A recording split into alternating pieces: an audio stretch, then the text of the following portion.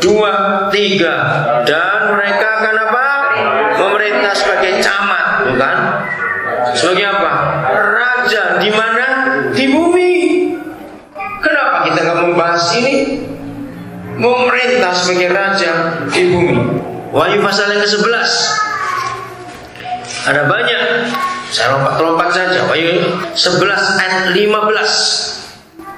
Lalu malaikat yang ke-7 meniup sangkakalanya, dan terdengarlah suara-suara nyaring di dalam surga.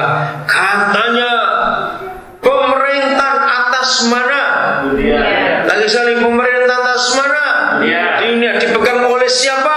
Tuhan kita, itu Yesus. Dan dia yang diurapinya, itulah gereja.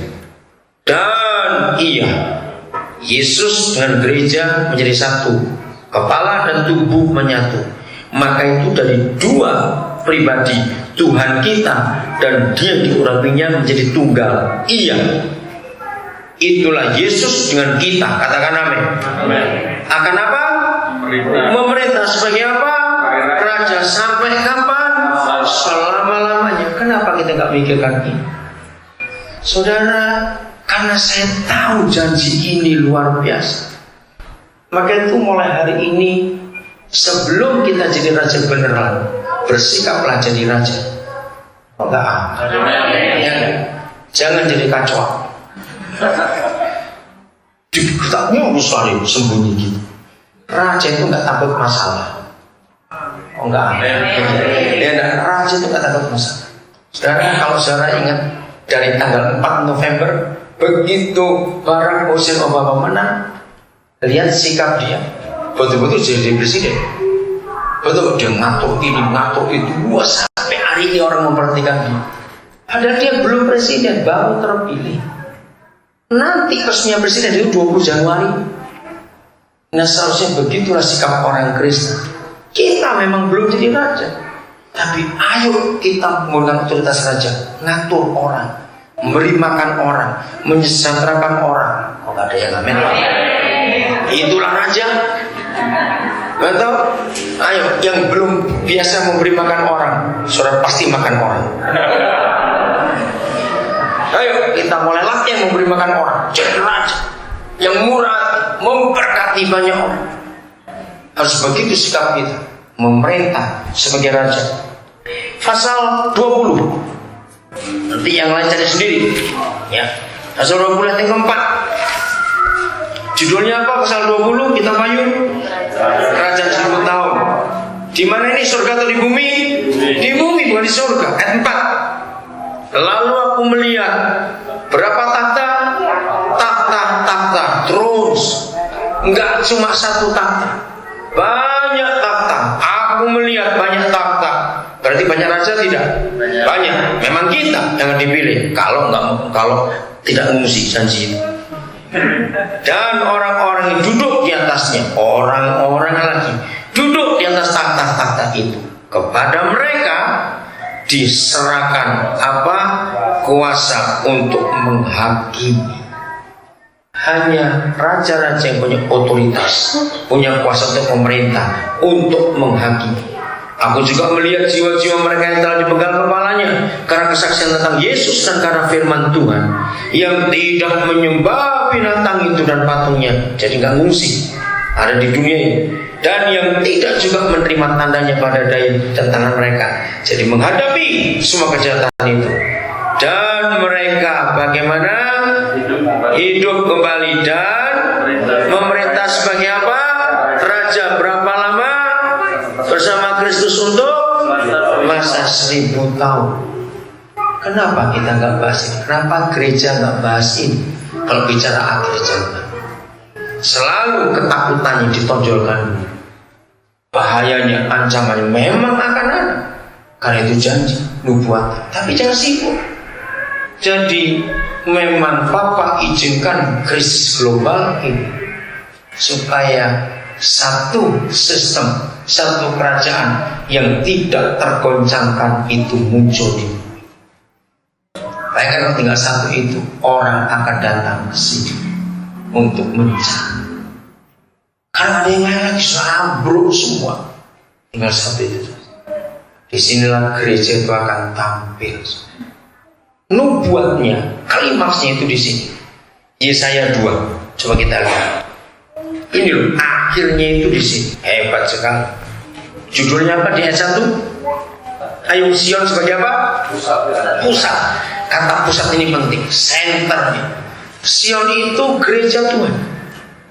Jadi Sion sebagai pusat kerajaan damai. Kalau pusat, nggak ada tempat lain lagi. Ya cuma di sini. Firman yang dinyatakan kepada Yesaya bin Amos tentang Yehuda dan Yerusalem, tentang kita, akan terjadi kapan? Hari terakhir. Kapan itu? Sekarang. Gunung tempat rumah Yahweh, gunung ya, akan berdiri tegak di hulu gunung-gunung. Coba bayangkan, gambarkan dulu dalam bayangan angan-angan kita.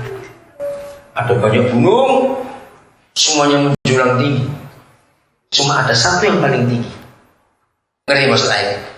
Dan itu tempat rumah Bapa kita. Itulah gereja. Apa yang terjadi? Kalau di antara gunung-gunung yang tinggi itu hanya ada satu yang paling tinggi. Jadi dari mana-mana kelihatan? Kelihatan.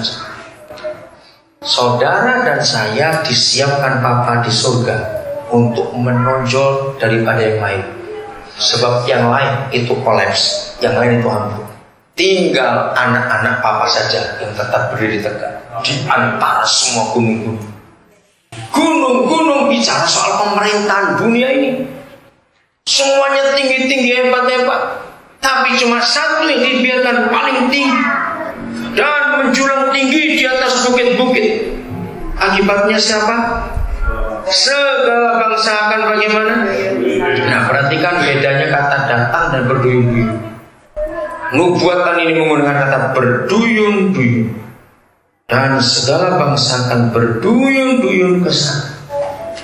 Dan banyak suku bangsa akan pergi serta berkata, mari kita naik ke gunung Yahweh, ke rumah Tuhan Yakub. Untuk apa? Ayo, untuk apa? Mengajar kita tentang apanya? Jalan-jalannya. Renungkan kalimat ini. Saudara, kalau saya pakai kalimat ini begini. Ketika orang panik, lari kiri kanan cari nasihat, cari pengajaran, jalan mana kita harus tempuhin, bingung ini yang mana, wow, menakutkan semuanya. Ternyata hanya gereja yang bisa memberi nasihat. Hanya gereja bisa memberi jalan dan jawaban. Harus begini. Maka itu siap tampilkan diri saudara untuk masuk dalam kebenaran yang luar biasa. Siapkan diri saudara, tampil. Dunia panik, dunia kalang kabut, dunia ketakutan. Maka itu tambah tahun peramal tambah laris. Betul nggak? Buahnya tambah laris. Sekarang panik mau nasihat bagaimana? Tahun depan ini mau apa? Ternyata gereja Tuhan akan ditampilkan oleh Bapa. Orang datang meminta nasihat, minta diajar, minta ditunjukkan jalan, supaya kita berjalan menempuhnya. Sebab dari Sion akan keluar pengajaran dan firman Yahweh dari Yerusalem, pusat damai itu tadi. Maka itu beritahukan teman-teman semua, latihan dari paling kecil untuk jadi raja. Jangan menolak jadi ketua RT. Katakan amin. Serius itu. Latihan dari ketua RT dulu, saudara. Ngatur tetangga-tetangga dulu. Bersihkan got sekitar rumah kita, ngatur semuanya. Wah, itu serius ini.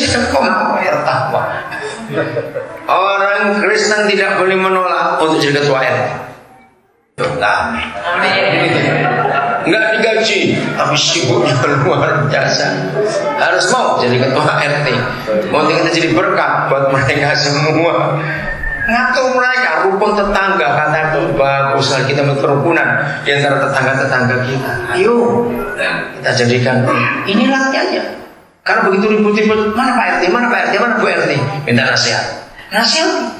Gak usah pakai Alkitab, supaya mereka gak alergi dulu. Ngomong firman Tuhan, bahwa gak ada ayatnya, harus begini, harus begini. Kita tahu itu pengajaran yang ditunggu oleh banyak orang di dunia ini. Saudara, ayo kita siap.